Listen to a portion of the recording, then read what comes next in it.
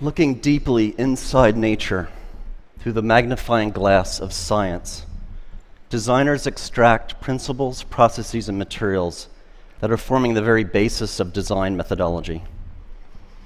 From synthetic constructs that resemble biological materials to computational methods that emulate neural processes, nature is driving design.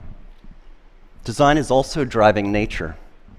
In realms of genetics, regenerative medicine, and synthetic biology, designers are growing novel technologies not foreseen or anticipated by nature. Bionics explores the interplay between biology and design. As you can see, my legs are bionic. Today, I will tell human stories of bionic integration, how electromechanics attached to the body and implanted inside the body are beginning to bridge the gap between disability and ability, between human limitation and human potential. Bionics has defined my physicality. In 1982, both of my legs were amputated due to tissue damage from frostbite incurred during a mountain climbing accident. At that time, I didn't view my body as broken. I reasoned that a human being can never be broken. Technology is broken. Technology is inadequate.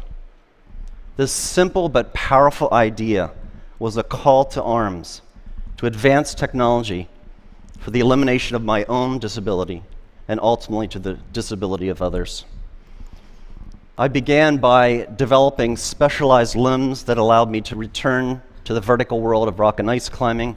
I quickly realized that the artificial part of my body is malleable, able to take on any form, any function, a blank slate for which to create perhaps structures that could extend beyond biological capability.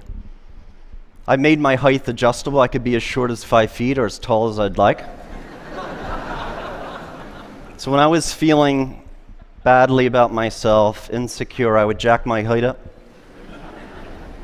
But when I was feeling confident and suave, I would knock my height down a notch just to give the competition a chance. Narrow wedge feet allow me to climb steep rock fissures where the human foot cannot penetrate, and spiked feet enable me to climb vertical ice walls without ever experiencing muscle leg fatigue. Through technological innovation, I returned to my sport stronger and better. Technology had eliminated my disability and allowed me a new climbing prowess. As a young man, I imagined a future world where technology so advanced could rid the world of disability, a world in which neural implants would allow the visually impaired to see, a world in which the paralyzed could walk via body exoskeletons. Sadly, because of deficiencies in technology, disability is rampant in the world. This gentleman is missing 3 limbs. As a testimony to current technology, he is out of the wheelchair, but we need to do a better job in bionics to allow one day full rehabilitation for a person with this level of injury. At the MIT Media Lab, we've established the Center for Extreme Bionics. The mission of the center is to put forth fundamental science and technological capability that will allow the biomechatronic and regenerative repair of humans across a broad range of brain and body disabilities. Today, I'm going to tell you how my legs function, how they work, as a kind of case in point for this center. Now, I made sure to shave my legs last night because I knew I'd be showing them off. Bionics entails the engineering of extreme interfaces. There's 3 extreme interfaces in my bionic limbs: mechanical, how my limbs are attached to my biological body; dynamic, how they move like flesh and bone; and electrical, how they communicate with my nervous system. I'll begin with mechanical interface. In the area of design, we still do not understand how to attach devices to the body mechanically. It's extraordinary to me that in this day and age, one of the most mature, oldest technologies in the human timeline, the shoe, still gives us blisters. How can this be? We have no idea how to attach things to our bodies. This is the beautifully lyrical design work of Professor Neri Oxman at the MIT Media Lab, showing spatially varying exoskeletal impedances, shown here by color variation in this 3D printed model. Imagine a future where clothing is stiff and soft where you need it, when you need it, for optimal support and flexibility without ever causing discomfort. My bionic limbs are attached to my biological body via synthetic skins with stiffness variations that mirror my underlying tissue biomechanics. To achieve that mirroring, we first developed a mathematical model of my biological limb. To that end, we use imaging tools such as MRI to look inside my body to figure out the geometries and locations of various tissues. We also took robotic tools. Here's a 14 actuator circle that goes around the biological limb. The actuators come in, find the surface of the limb, measure its unloaded shape, and then they push on the tissues to measure tissue compliances at each anatomical point. We combine these imaging and robotic data to build a mathematical description of my biological limb, shown on the left. You see a bunch of points or nodes. At each node, there's a color that represents tissue compliance. We then do a mathematical transformation to the design of the synthetic skin, shown on the right. And we've discovered optimality is where the body is stiff, the synthetic skin should be soft. Where the body is soft, the synthetic skin is stiff. And this mirroring occurs across all tissue compliances. With this framework, we produce bionic limbs that are the most comfortable limbs I've ever worn. Clearly, in the future, our clothing, our shoes, our braces, our prostheses will no longer be designed and manufactured using artisan strategies, but rather data-driven quantitative frameworks. In that future, our shoes will no longer give us blisters. We're also embedding sensing and smart materials into the synthetic skins. This is a material developed by SRI International, California. Under electrostatic effect, it changes stiffness. So under zero voltage, the material is compliant. It's like floppy like paper. Then the button's pushed, a voltage is applied, and it becomes stiff as a board. We embed this material into the synthetic skin that attaches my bionic limb to my biological body.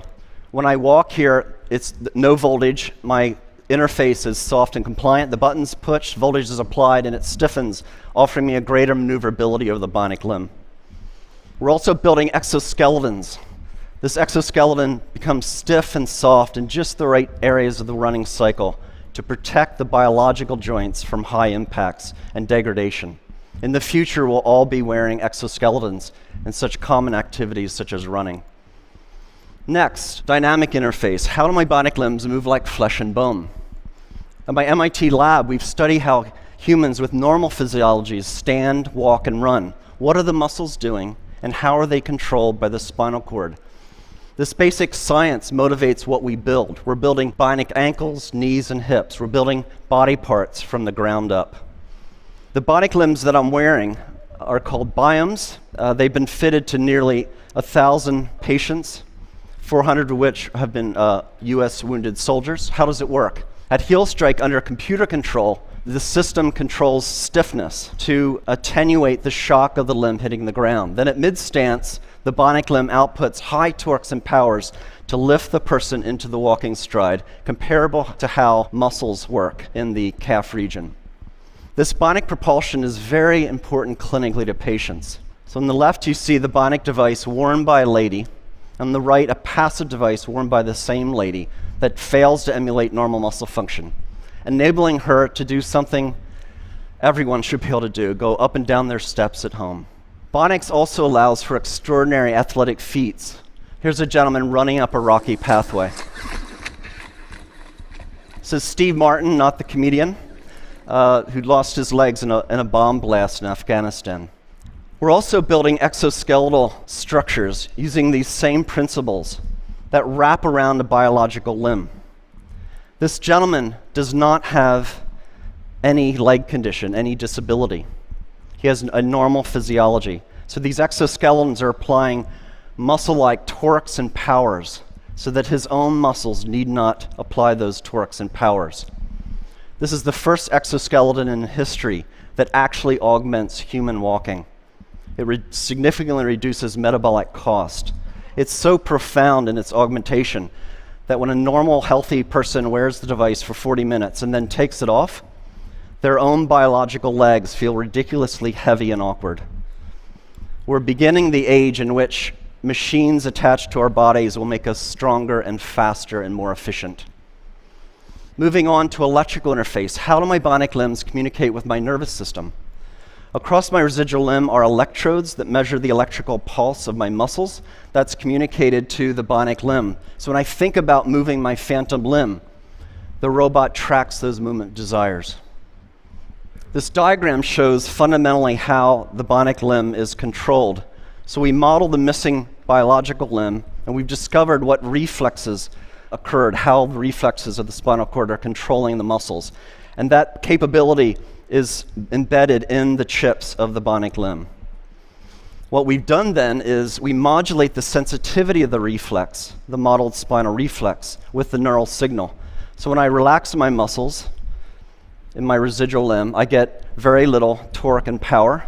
But the more I fire my muscles, the more torque I get, and I can even run. And that was the first demonstration of a running gait under neural command. Feels great.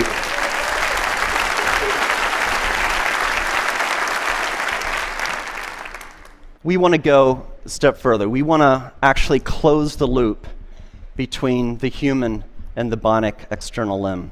We're doing experiments where we're growing nerves, transected nerves, through channels or microchannel arrays. On the other side of the channel, the nerve then attaches to cells, skin cells and muscle cells. In the channels of motor channels, we can sense how the person wishes to move. That can be sent out wirelessly to the bionic limb. And then sensors on the bionic limb can be converted to stimulations in adjacent channels, sensory channels. So when this is fully developed and for human use, persons like myself will not only have synthetic limbs that move like flesh and bone, but actually feel like flesh and bone. This video shows Lisa Millette shortly after being fitted with 2 bionic limbs. Indeed, bionics is making a profound difference in people's lives. Oh my God. Oh my God, I can't believe it. It's just like I've got a real leg. Now don't start running. Now turn around and do the same thing walking up. Walk up, get on your heel to toe like you would normally just walk on level ground. Try to walk right up the hill. Oh my God. Is it pushing you up? Yes, I'm not even, I can't even describe it. It's pushing you right up. Next week, I'm visiting the centers. Thank you. Thank you.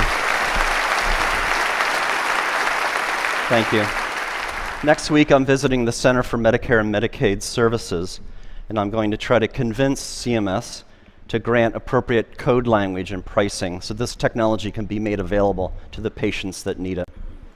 Thank you. It's not well appreciated, but over half of the world's population suffers from some form of cognitive, emotional, sensory, or motor condition. And because of poor technology, too often conditions result in disability and a poorer quality of life.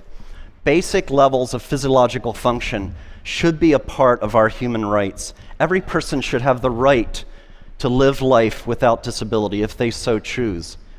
The right to live life without severe depression. The right to see a loved one in the case of seeing impaired. Or the right to walk or to dance in the case of limb paralysis or limb amputation. As a society, we can achieve these human rights if we accept the proposition that humans are not disabled.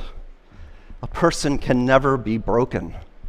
Our built environment, our technologies are broken and disabled. We, the people, need not accept our limitations, but can transcend disability through technological innovation. Indeed, through fundamental advances in bionics in this century, we will set the technological foundation for an enhanced human experience, and we will end disability. I'd like to finish up with one more story, a beautiful story. The story of Adrienne Haslett Davis. Adrienne lost her left leg in the Boston terrorist attack. I met Adrian when this photo was taken at Spalding Rehabilitation Hospital. Adrian is a dancer, a ballroom dancer. Adrian breathes and lives dance. It is her expression. It is her art form. Naturally, when she lost her limb in the Boston terrorist attack, she wanted to return to the dance floor. After meeting her and driving home in my car, I thought, I'm an MIT professor. I have resources. Let's build her a bionic limb to enable her to go back to her life of dance.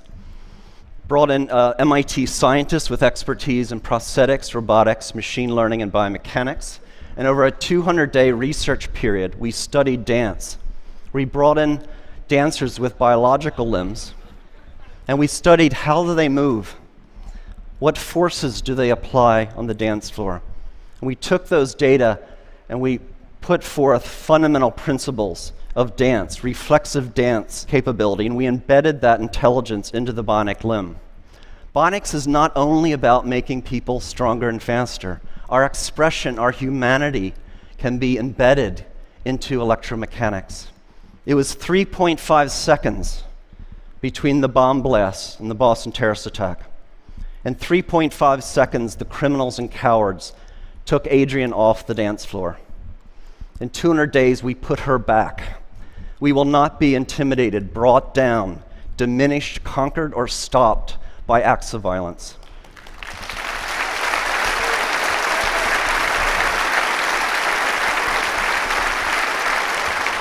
Ladies and gentlemen, please allow me to introduce Adrian Hoslett Davis, her first performance since the attack. She's dancing with Christian Leitner.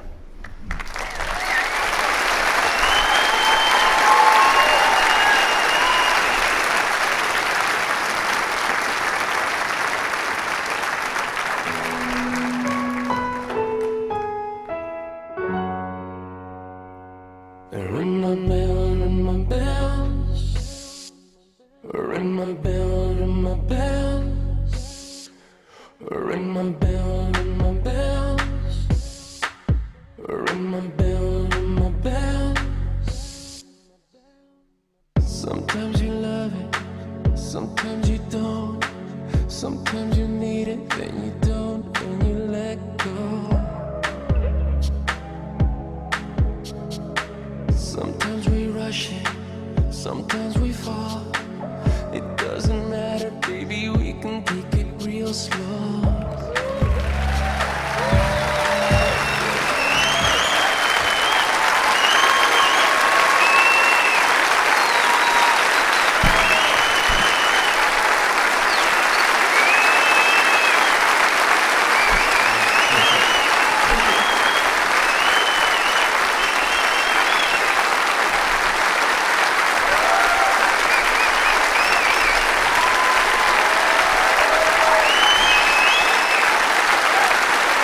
Ladies and gentlemen, members of the research team, Elliot Rouse and Nathan Bertarzi.